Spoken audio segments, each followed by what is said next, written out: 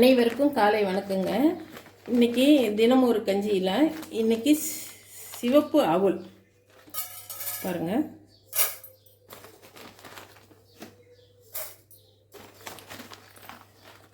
ஒரு 3 இது போட்டுக்கிறேன். தேவையான அளவு தண்ணி ஊற்றிக்குவோம். ஒரு 2 கழுவிக்கிங்க.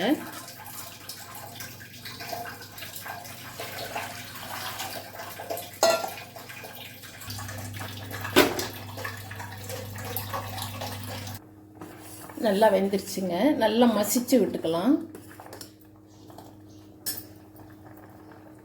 இது கூட நான் ஒரு 1/2 டம்ளர் பால் ஊற்றுறேன். ஒரு கொதி வந்தோடனே இறக்கிடலாம்.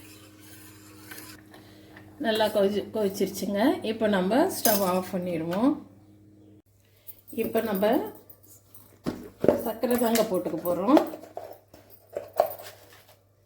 நாட்டு சர்க்கரை போட்டிருக்கேன்.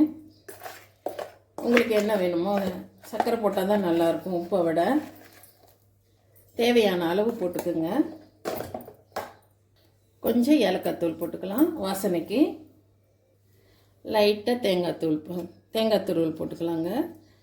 சுவையான சிவப்பு அவுல் கஞ்சி ரெடி ஆயிடுச்சு. ரொம்ப சத்தானதும் கூட. எல்லோரும் விரும்பி சாப்பிடலாம். பிடிச்சிருந்தால் லைக் பண்ணுங்கள், ஷேர் பண்ணுங்கள், சப்ஸ்கிரைப் பண்ணுங்கள். தேங்க்யூ.